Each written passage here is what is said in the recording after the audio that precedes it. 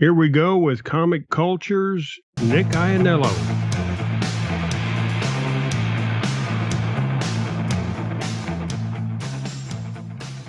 Hey, everybody. Welcome to the Regal City Green Room. We appreciate you guys, and we are honored today. We've got the creator of Nick's Comic Culture on with us today, an award-winning channel, comic book reviews, comic book pull lists, comic book everything. Thank you for being here, Nick. Man, thank you so much, Freddie and Dave, for having me on here. I appreciate it. Been a long time coming. Glad I can finally get with you guys. Oh, we are too. Yeah.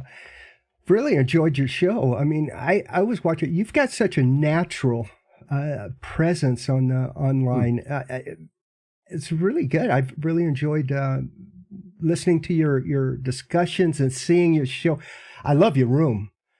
You should see. Thank you. I've got my room on blur because it's a mess. Yeah. I got books. We're blurred. Yeah. It's part of the shtick, right? Like, you know, if you have a comic book YouTube channel, it kind of helps to have an interesting background so people can at least admire your background if they don't enjoy your content, right? It's an easy in. Yeah. But I was enjoying, like you were showing the toys and your all your comic books, and of course, you know. Yeah. I told Freddie this story, but we used to collect comic books when we were young, and Freddie still got a lot of his. I still got a lot of mine. When I went to basic training, so I wasn't home. My brother gave away my box of comic books, and I had them all wrapped up and everything. So all of the best ones that probably would have been worth a lot of money right now are in somebody else's hands. It's a neighbor kid's hands, and he probably didn't appreciate it anyways, you know. So, my brother, it's family feuds. Yeah, you hear that story a lot, though. There's a lot of stories out there where somebody goes away for a while, mom throws away all the books or donates them or something like that. It's a tragedy, right? You hear it too often. Yeah. Hey, my mom took my comics and put them in a 50-gallon steel drum and sealed them so that, and they were in the garage for years because I left home pretty early and moved to Nashville. Mm-hmm. And finally she said, "Hey, I'm bringing these to you." I was on tour and I was on the West Coast. So she brought all these comics to me and I packed them under the bus. And they rode the Oak Ridge Boys bus back to Nashville with me. But she kept them for me for 10 years, something like that. It was good on her. It was pretty amazing. And they were in pretty good shape, having been sealed up in that steel drum. Yeah, I guess so. Maybe CGC should look into that. Thanks, Mom. Yeah. Oh, your mom was fantastic. No I loved your mom. She was also an artist. Yeah, big influence. Yeah, I've got a couple of her paintings. Exactly. So, So Nick, tell me a little bit about how this whole thing started with you. I think it's a pretty interesting story. You, unlike David and I, you really weren't into comics when you were real young. No. Why don't you just pick it up from there? Yeah, I guess it happened a couple different ways. You know, the rise of the MCU with Iron Man and whatnot back in the 20-aughts, and then going into Walking Dead. Those were really the two big cultural pushes to get into this hobby, to be honest with you.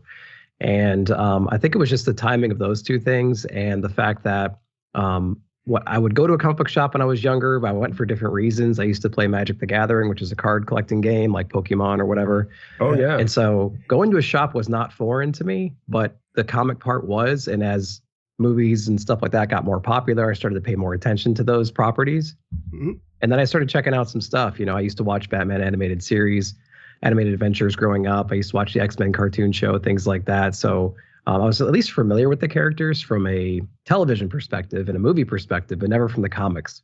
And I was kind of jealous of the people who would see a villain or a hero on the screen and be like, "Oh, that's so-and-so, and he's married to so-and-so, and his powers are this, and his enemy is this." I'm like, where do you get all this from? They're like, "Dude, there's comics." I'm like, "Oh, yeah, well, yeah, I get that, but like, I never knew you were into them." Because even back then, it was a little bit, I don't know, there's a little bit of a negative connotation around it, all right? So it got more and more popular, and I started paying more attention to it. And then it kind of spun out from there. It was pretty wild when they came out with the Marvel movies, and they did such a great job on Iron Man. Yeah. The X-Men movies I enjoyed, but they changed them up so much from the comic books that didn't quite have the appeal like the Marvel Studios stuff did with Iron Man and the subsequent films. And it was just like a dream come true for me to see these characters developed in such a way that I really enjoyed the MCU, the early stuff, all the way through the final Avengers movie, that they were just top-notch entertainment, and they really developed those characters in a way that the comic book fans from the origins of these characters enjoyed them, and then the newer audience could relate as well. Mm-hmm. Yeah, you're right. Yeah, it's they've been extremely successful, billion-dollar franchise after billion-dollar franchise. So the eyes are definitely out there, and the culture has changed for sure. So yes, I'm very glad to see that and to be a part of it right now. And it's spun off an entire YouTube thing, which I just never even thought would even be a possibility. So, but that was an interesting journey for sure. Because I remember when I was going to see those movies and I wanted to learn more about the characters. I would go to the shop and I would see the different books coming out. But like as a new person at the shop, you look at that wall and you're like, where do you even start? There's dozens and dozens of titles. Yeah. How do you even begin to look at this? And you don't have any concept of weekly books. Why would they come out every week, right? It's like, how can they possibly come out every week? And you learn all that stuff too, as the more you dig into it. Mm-hmm. But just kind of going to the shops and trying to figure out everything I could figure out about what titles are coming out. New 52 was ending when I started getting into comics. I think I picked up like the last couple of issues of every run. Rebirth was being announced, so DC Rebirth. So I went ahead and jumped in on like every single title. I had no idea who I was going to hone in on. I didn't know any of the writers. Yeah. I didn't recognize any of them. I barely knew the characters except for, movies and TV shows and whatnot. And so that's part of the journey though. You pick up everything and you hone in on what you enjoy over time. And that ultimately led to a comic book channel, which is a pretty cool place to be right now. Cool. Yeah. Now you've been doing this for about 3 years? Yeah, I'm trying to remember when I started. I think I started around, what was it, March or June of 2020? So maybe 4? I don't know, maybe 21? I'm trying to remember. 4, yeah. Something like that. Yeah. It goes so fast, doesn't it? Well, it does. Just amazing the massive amount of content that you have. I was looking at it. You're approaching 1,000 videos on your channel, man. That's just remarkable. It is. Yeah, that's a product of, I did a lot of research before I started a YouTube channel, and I tend to do that whenever I start a project. I made sure I had the right angles for a camera. I made sure I had a decent mic, I made sure I had something in the background that was appealing. I made sure, and then I just thought about like, what do I like to watch? And I like to watch, at that time, I like to watch people pick up their weekly books, talk about why they bought them, why they have been enjoying them. And so I started following a lot of guys that did a lot of comic book reviews and haul videos at first. I was never into statues or omnibus or things like that, or old stories, like people broke down stories. I just wanted to know, like, what should I get next week, and what's good, like what's good enough to buy week to week. And so I gravitated towards those channels, and that's the kind of content I made first. And the point, or the problem with that content is it's weekly content, which is a good thing because it's something fresh all the time, but it expires in 2 days, so it's never evergreen. So that's a problem. So in the beginning, it was easy to make a lot of videos fast because you're putting out a haul video maybe every week, or this is what's out every week video. And then over time, it just kind of builds up. So yeah, you get to 1,000 pretty quick when 2 videos a week are related to new release stuff. Wow. So, wow, that keep you busy though. And then you've got extra things, extra topics that you run. I mean, I've noticed the special topics on your channel. Why don't you go through a little bit of how that developed? Sure. Yeah. So, like I was saying, I tried to make content that I would want to watch. And so being new to comic books, one of the things I wanted to do was create a playlist for how to get into comics today. So that's an entire playlist on my channel. Because a lot of the things we take for granted. And I was new to the game. I didn't know what final order cutoff meant. I didn't know that FOC meant that. I didn't know how to price comics. I didn't understand why some books were $3 and some books were $300. I just didn't understand the culture. I didn't understand the first appearance, price tag, So I grew up with parents that were into antiques and whatnot. So I understood the value of older material and condition and things like that. So I was dragged through the shops and stuff like that as a kid. So I appreciated older items, but like I just couldn't understand why Daredevil was $1,000, But anyways, so I decided to make a playlist dedicated to education, right? Trying to educate people on, if you wanted to get in the comic books today, like, what do you do? What does final order cutoff mean? And I have a whole video breaking that down with like a calendar view, so people can understand the lag time between placing orders and getting your books. Price checking books. If you're at a shop and a book is $250, is that a good deal or not? So I give you a bunch of resources you can pull up on your phone, do some spot checks, and so you can know if you're getting ripped off, or you can use it as a negotiating tactic, right? Man, that is so cool. Yeah, even navigating a comic shop. Like if you've never been to a comic book store and you walk in, all you see are tons of these long white boxes full of these old, like musty comics. Everywhere. Yeah, you're going, and then going through it. Got it. Don't got it. Exactly. Yeah. Yeah, you're pulling a big bang the entire time. Yeah. And then you look at the wall and you see a wall of books, and some are, like I said, $4 and some are $400. And you're like, what is happening here? Like, what is the anatomy of the shop? Like, where do I go as a new reader? Where's the new release stuff? What are those long boxes for? What is a long box? So I decided, on top of that content that would expire in a day, that weekly release stuff, the review videos, I'm like, I want to be educational as well. So I want to put together some videos for people who have never touched a comic book before. They can watch those videos and maybe understand the hobby a little bit more, to the point where they can actually start buying some books and enjoying it, like we all do. So well, even people who have been into comics for years, like myself, I've learned things from your channel, like looking at the barcode. You can tell if this is the A cover, the B cover, the C cover, all these variants, which is kind of a newer thing over the last 10, 12 years with variant covers. That's confusing sometimes. And so I've learned things off your channel, because I took a big gap of time where I didn't collect or read comics. I was too busy with a career. But about the same time you jumped back in at the end of the New 52 with DC is when I kind of discovered the Capello Snyder Batman, and that kind of pulled me back into some stuff. And I see you've got your Marvel shirt on today. Yeah. I love one thing you do on all of your reviews or your pull list. You start with the big two. And you show them those books from the big two publishers, and then you hit the other publishers, and that's what really got me turned on to all these independents that I knew nothing about, and I learned about these other smaller labels through your channel, which I've really appreciated. It's been really good for our creative process. Yeah. That's an unintentional thing to add the big two up front, although it might be subconscious in a way, because it might be kind of getting it out of the way in some sense. Big two is really it's the smallest portion of my poll list. Now, week to week it varies. I might get 2 to 3 per week from each of those from DC and Marvel, and then the majority is independent, and that's a whole thing to get into as well.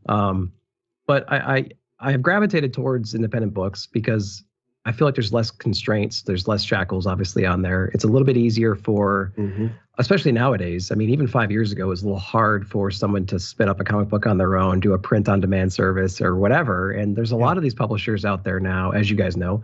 There's a lot of publishers out there now, like Distillery and even Image and Mad Cave and everybody else that give them so much creative license to do whatever they want to do. That it's kind of crazy that they don't take them up on it, right? And so they can actually produce what they want to produce. Right. And so I find that tends to produce better stories, more compelling characters, more meaningful stories. Well, and so it's less of a machine, right? Right. Yeah, because the way that Marvel, DC, the big guys, it's a factory. It's just going right down the factory line from writer to penciler to inker to letterer to color, et cetera, et cetera. And so as an artist, I like time to experiment, because you can't create without experimenting. And they don't have a whole lot of time to experiment. They get something right, and then they have to stick with it. Same with episodic TV or anything that is just thrown out there at such a high rate of speed. You don't have time to really create. So this gives the opportunity to see new things, to actually break outside of the envelopes. Yeah. And you know what it also does is, like, if I'm writing a character in Marvel and DC, I don't have to worry about the next arc relying on this character to progress to that point. I can take my time with this character and just make them do whatever I need them to do to make a compelling story. Yeah. And so when you have all these contingencies, it's a giant web of complexity that they have to navigate. And it's like, okay, we don't need this character. We don't need Batman to be over here for 12 months. So you can do whatever you want to do in 12 months. And it's like, yeah, but I only have a 7-issue story. It's like, well, you need 12. Okay, well, I guess I can do a one-off. Well, my artist is busy anyway, so he has to go do this over here, and then so we got to fill in with this guy, and then we're going to make this one-off story about some ancillary character. You know what I mean? And it's like, and then you're reading it month to month, and you're like, man, I wish this was tight. I wish this was a tight 6 issues instead of 12. Yeah. But in the indie scene, you don't get that. You have somebody who has a compelling story, and if it's a limited series, let's say, they tell as many issues as they want. And it's a tight story in most cases, and sometimes you wish it was an issue longer or so, you know. Right. So, yeah. Well, I think it gets that's what's been really cool about, like Mark Miller. His stories will be a 4 to 6 issue arc. AWA came out with their line, and I just loved it. I really dialed in on them early on, and they've continued to garner my support with their books. I mean, they're 5-6 issues. It's like a complete deal. It's a long enough thread to where you really get some good content. Yeah. But there's a beginning, middle, end. You get all the acts are there. It's paced really well. And then they'll come out with a volume 2 or something, they'll put their trade out. It just seems like a great marketing campaign, and I really like that, rather than the constant spread of this character.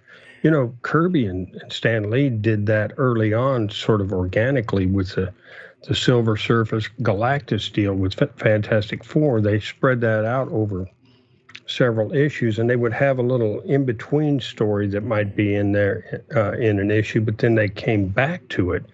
And those are some of the most popular Fantastic Four books ever, maybe some of the most popular Marvel books ever.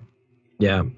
We talked about Mark Millar, like he's a marketing genius anyways, right? So like he made all those books you're referencing before, those limited series that he had, like Ambassadors and Nightclub and Nemesis and all that stuff, and then he created those 5-issue runs over at Image, and then he blended them all together for a giant event, tied in with Wanted for all things, right? Like the book that he created decades ago. So then he did all that, and then he moves it all to Dark Horse. So then he sells it all to Dark Horse and makes probably a boatload of money doing that. Now he's spinning up Nightclub and Nemesis over on Dark Horse now because he's got a lot of friends over there. So like, David like and I were just going through the Nemesis, the new issue of Nemesis the other day, just admiring the artwork and where he was going with that story. Yeah, it's crazy. Yeah. He kicked it off, boy. Yeah. Good ride. So tell me, with these other special projects you have, you've gotten some pretty interesting creators that you've interviewed as well, and that content is kind of evergreen. I mean, people, it doesn't have the short shelf life like your reviews and stuff do. And I know I recently saw the Mark Russell interview. Just tell me a little bit. How did you capture Mark Russell to do your interview? First off, big fan of his. He's got this satirical approach to his writing style that it just makes you laugh. Every book that he ever put out, I feel like I've been smiling my whole way through it, and it's been emotional too. So those are the kinds of books I gravitate towards, those writers. And so a buddy of mine, Chris over at Lost in Comics, shout out to Chris at Lost in Comics, he put out an award show every year, and he knows Mark Russell through that event. And so I think he's had him either call out a winner for a category or something like that. And I hit him up one day and I was like, you know what? I really want to talk to Mark because he's had him on his channel for an interview before too. And that's what you do is you kind of network with your friends as well. They're like, hey, you have this access. How do I get this access if it's okay for you to divulge that information? So I said, you know, Mark's got this book called Traveling to Mars. And Traveling to Mars, I think it was a 12-issue run, was one of my favorite comics ever written. And it just concluded. And me and a few of my buddies, Eric and Stu, we were like, we would love to talk to Mark about this book now that it's concluded. It's like, well, how do you approach somebody like that you've never talked to before? And, you know, he does interviews frequently. But we reached out to our friend Chris, and he bridged that gap for us. He reached out to Mark. Hey, I got these guys that are big fans of yours. They have their YouTube channels as well. And they wanted to talk to you, and they wanted to, we called it celebrating Traveling to Mars, because an interview sounds a little bit sterile. But if you say, we want to celebrate your work, we want to celebrate this thing that just concluded, there's a certain level of excitement, right? Yeah, I like it. And so that's kind of the approach we're going to take going forward with these books. We'll wait for some of our favorite things to conclude, and we're going to be celebrating the run. Right. So it's a series of just, you know, knowing the right person, having them be gracious enough to reach out. And we set it up, and Mark was great. And we were able to walk through, and me and my buddies, we were able to talk to him and just have an amazing time with him. It was just such a thrill to do that. And it kind of knocked the cobwebs out a little bit. And we're like, oh yeah, interviews are something we can actually do. So let's continue doing that and book some more people. Yeah. So. Well, it's a conversation, and you're with the creator there too. And he obviously, he's a top tier writer. Then you had a recent interview, Alter Art Celebration, with your buddy Monty Keene, which I found really interesting. Here's an independent creator. Oh yeah. Who you're also featuring and celebrating. And I found myself watching his answers of how he creates his stuff and comes up with it, and it's very organic, and he hears voices in his head and all this stuff, and I'm sitting here relating to all of this. You know, his comment about as he's writing this stuff, it's almost akin to acting, because you're putting yourself in that character's position. And I'm listening to this, I'm relating to all of this, because when we're scripting our stuff, David and I come back months later, and we're going through this, and we want to make sure everything's tied in together. And I'm reading the script, and I'm going, my God, it doesn't even, did I write that? Yeah. It's like, you know, I'm so far removed from it months later that where did I come up with that? Yeah. And it is, you put yourself in a kind of an acting situation. And I really thought Marty nailed that. It just resonated with me immediately. Marty's an interesting guy. He's an old soul for sure. He's somebody that got on my radar because he did a book called Bootleg Spider-Man. Bootleg Spider-Man was featured. Bootleg Spider-Man was featured on Cartoonist Kayfabe. Ed and Jim did a feature where they went over his book, and they were really into bootleg comics. And there's a bunch of different ones out there. And sometimes the quality or the entertainment value from that book is better than what the big two can publish. There was a more mature rated like Death of Superman book that came out as well. And that book was hilarious. And they kind of advertised it as like, this is what it should have been kind of thing, but it never would have, you know, Comics Code Authority wouldn't even turn the first page. So he got on my radar through that channel, through Cartoonist Kayfabe, and I started following him on Instagram and stuff, and he just started putting out some books. And what I was admiring the most was his work ethic, because he put out so many comics so quickly. He got a lot of fame through the feature on Cartoonist Kayfabe. He got a lot of new sales and a lot of new followers and whatnot, that it actually enabled him to quit his job and kind of go full-time in the comics. And he did print on demand. So he was making his own stuff. Practical creation, a little digital here and there, but he did everything right there with pen and paper, you know, and ink. And he was able to print his own stuff. He was chopping them, making little zines in his apartment and selling them across the world.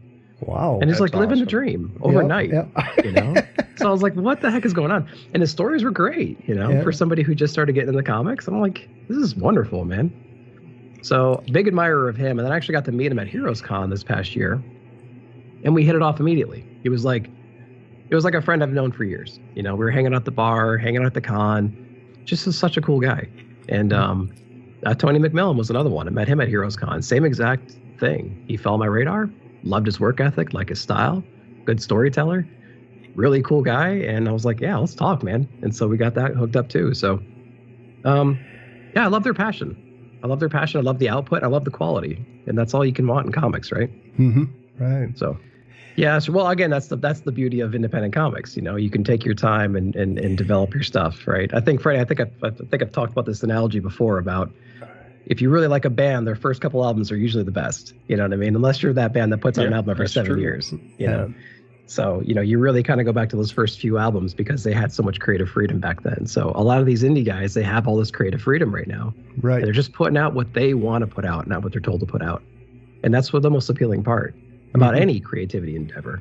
So, yeah, love their Along stuff. that line, you have something I really enjoy on your reviews, and that's your little grading bar at the bottom of your review channel. And it's really easy to see that as you drop each book in the position, and your breakdown of how they won that position on your bar is always interesting as well.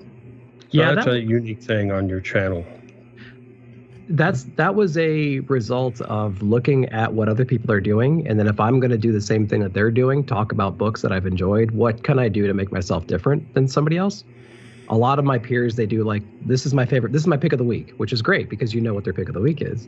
Yeah. But when you get 5 or 6 or 7 books in, you have to really pay attention to their words. And usually we're over positive on things. Like my immediate peers were overly positive because we just enjoy the medium. And time will filter out the things you don't like. So you're not reading things you don't like. So you're mostly positive. But how do you layer the positives? Most positive to least, right, in a way. So I try to think like, okay, I'm not going to read anything I don't want to read. That's number one. So everything on my list of things that I at least enjoy. But if I was my viewer and I only had $10 a week or $15 a week, what are my top 3 things? Like, how do you distinguish that if it's just narrative, if it's just describing the books? Yeah. You need something. And so I'm like, well, I'm going to put a visual down and I'm going to put things in order. And I made up a few rules in my head. I was like, okay, there's no overlapping. So read your 15 books a week or whatever it is, and literally put them from best to worst. And worst being not worst, but the least enjoyable of the ones you enjoy. Right. And that gets me in trouble a lot because some comments are like, I can't believe you didn't like so-and-so book. And I'm like, no, I did like it. I'm just saying of these books, it was the least enjoyable. It was the one that I finished and I was like, I don't know if we needed that issue, but I still like the series. You know what I mean? So it gets me in trouble sometimes, but it's my way of like showing people real quick. If you want to know my favorite ones, just go right to the side and you can see them. So that's where that came from. Yeah. Do you have a favorite that's always a favorite? I mean, what are your most, or is that a big list? It is. Yeah. So there are times where people will comment on like my haul video because it comes out on Wednesdays and my reviews come out on Saturday. Yeah. Sometimes people will start picking up the pattern and be like, oh, I bet Nick's going to choose this one as his favorite book of the week. And cool. Okay. 75% of the time they're right.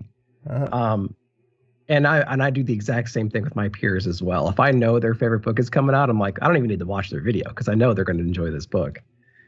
But there are several books out there right now that are, depending on the cycle that they go through, luckily they don't all come out the same week. There's one week where Image puts out some like 4 great books a week. Yeah. Or in that one particular week of the month. But,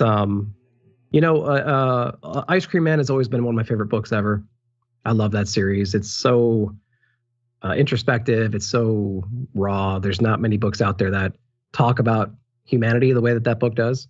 Yep. And you can just read one issue. There's like 30 or 40 issues out right now. They're not really connected, but they all talk about the human experience. And those are the kind of books I like as well. Yeah. Precious Metal from Darcy Van Pulgees and Ian Bertram and Matt Hollingsworth, the prequel to Little Bird. That's an amazing book. That's usually in the top reads of the week, of the month, So like, yeah, it depends. There's certain weeks where it's like, I know this book is going to be my top 2 or 3, but maybe I'll be surprised. And that's the whole fun of it. You know, you never know what's going to dethrone a king that week. So Cool. it's a good time. I noticed you've been enjoying the Ghost Machine publications. Oh, yeah. And with Guy, you were the first guy that introduced me to Geiger a few years ago. Yeah. And to see that now continue under the Ghost Machine was really, really cool. David and I have both been enjoying that. And Rook, of course, I'm a Brian Hitch fan and really enjoying the Redcoat thing. But I'm enjoying the fact that all these guys are getting together, kind of like the Image guys did. It's like Image 5.0 type of deal at this point. But it's great to see that happen and to see the quality of work they're putting out. Also, the print quality, the whole thing is first rate. It's the way AWA came out of the chute with great quality stuff. It's good to see. And I noticed Geiger scores high almost every week or every month when it comes out. Geiger's got a great story. If you're new to the Ghost Machine universe, or you started picking it up when they started relaunching with Redcoat and with Rook and with Geiger, Geiger has a whole story, a whole volume before any of this Ghost Machine stuff. And I forget how many issues it is. It might be 8 or 12 or something like that. But we also had a couple one-shots that expanded the universe a little bit more. And I'm wondering if the success of that one-shot and Geiger led to them saying, yeah, I think we have enough room here in audience now to really blow this out. It may have been the plan all along. And then Junkyard Joe spun out of that as well. And Junkyard Joe had a 5-issue run that was brilliant. So I really love that as well. And that tells you the complete origin of Junkyard Joe, who was featured in Geiger towards the end of that run. So it's all connected, like you said. Well, yeah, what they're doing with Ghost Machine is really interesting. I don't know. We keep seeing these little breadcrumbs, especially in, oh man, what was it? Was it Redcoat or, yeah, it must have been Redcoat, where they keep showing like Junkyard Joe, or they keep showing, or maybe it was in Geiger. They show Junkyard Joe and Redcoat in Geiger, like at the end and stuff. So like, these things are going to cross over, but in the separate titles, they haven't done it yet. When they put that initial book out, it had a timeline, and it shows the unmanned Junkyard Joe comes in and stuff, which was such a great launch for them to put this kind of a design guide for their series out first, right up front. I thought that was genius marketing. And the great thing about that was you would look at that line and you go, okay, I know Junkyard Joe, I know Geiger, I know Redcoat, and I know Rook.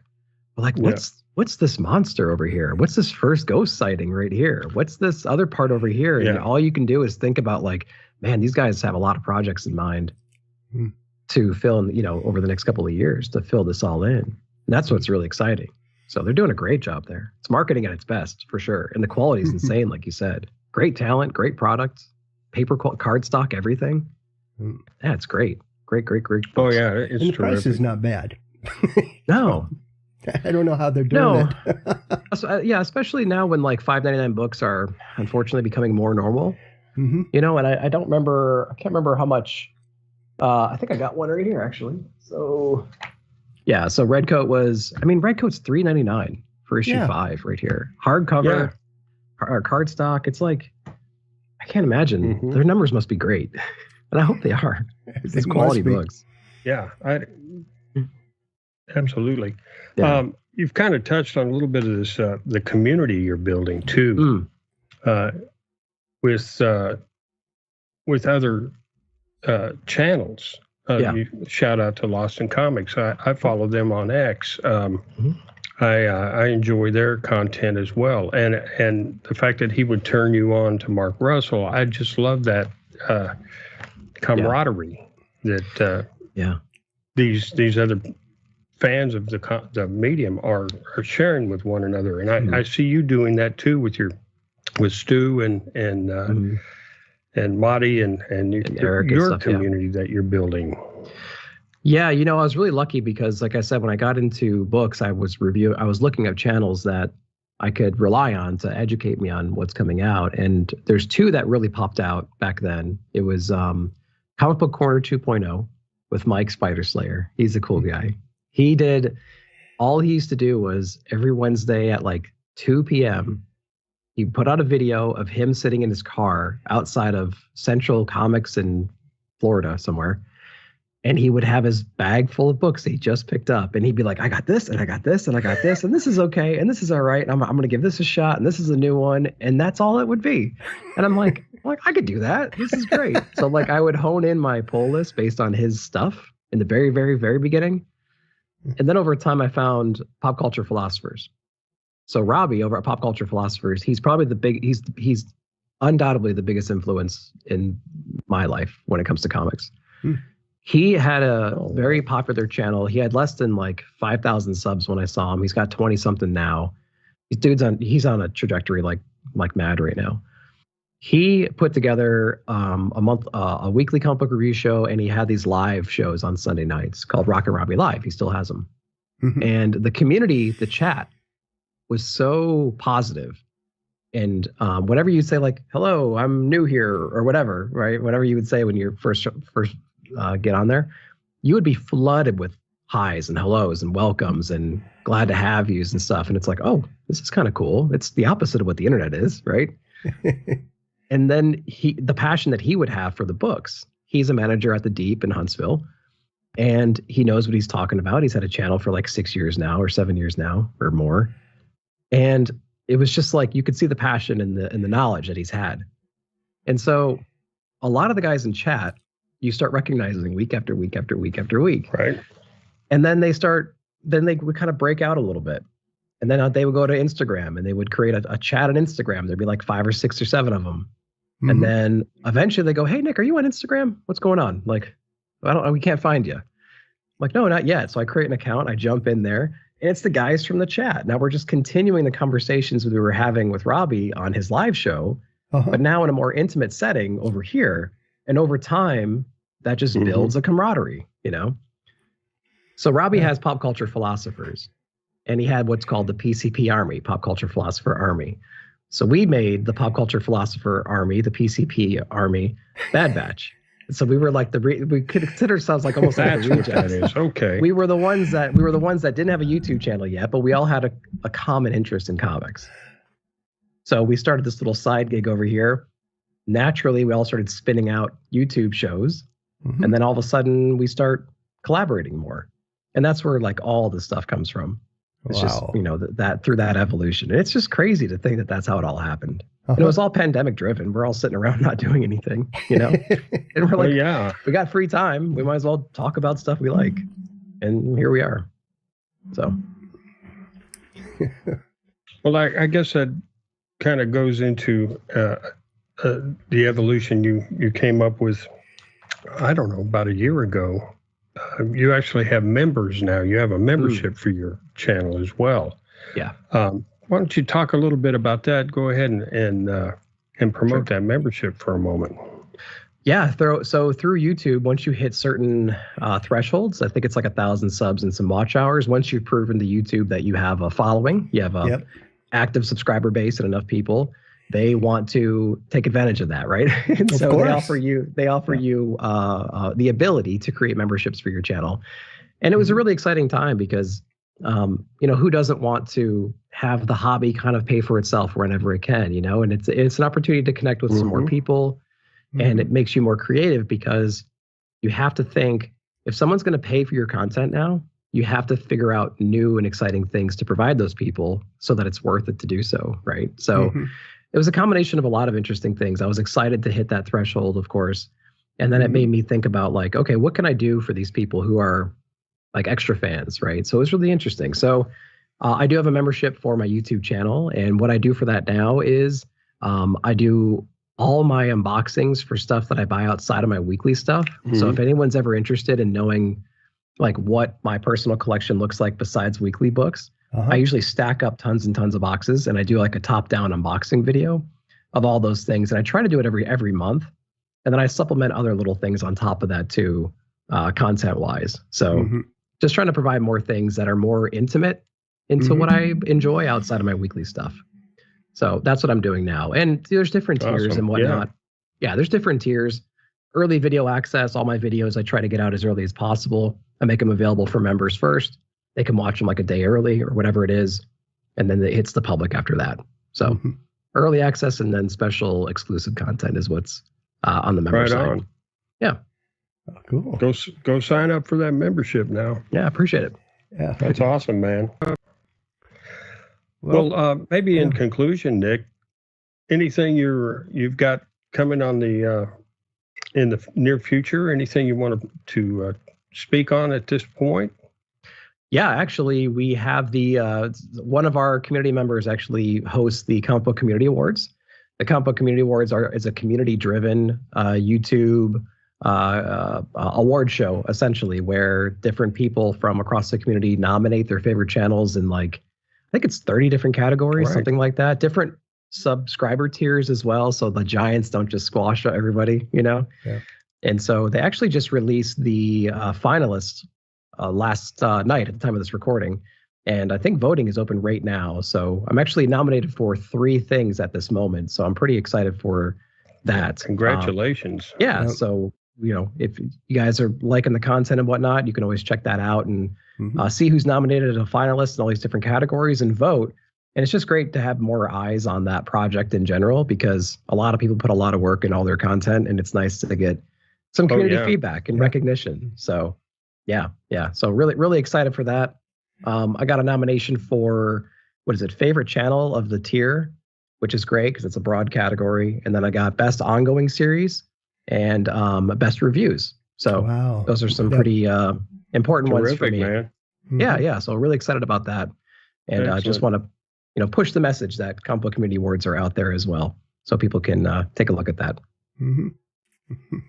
Well, you're very good at what you do, and I enjoy your show. And it looks like you're glad enjoying to see it that too. happen. That's coming through. Yeah, right on. Yeah. Well, it's all about whenever you start something like this, you got to find your groove. You have to find a cadence and a pace that you can deal with. That you can balance life and everything around. So, consistency is key. Do what you like to do. Read the things you like to read. Don't put yourself through some torture, and know your limitations and just do what you can do and just have fun with it. That's the main motto and best advice I could give anybody in this and that wants to pursue this. So, yeah, good advice. Well, thank you for that. I can't think of a better way to wrap it up. We'll leave it at that, man. Thanks so much. I appreciate the time, Continued guys. success. Yeah, absolutely. Thank you for being with us. Absolutely, guys. Take care. Thank you so much.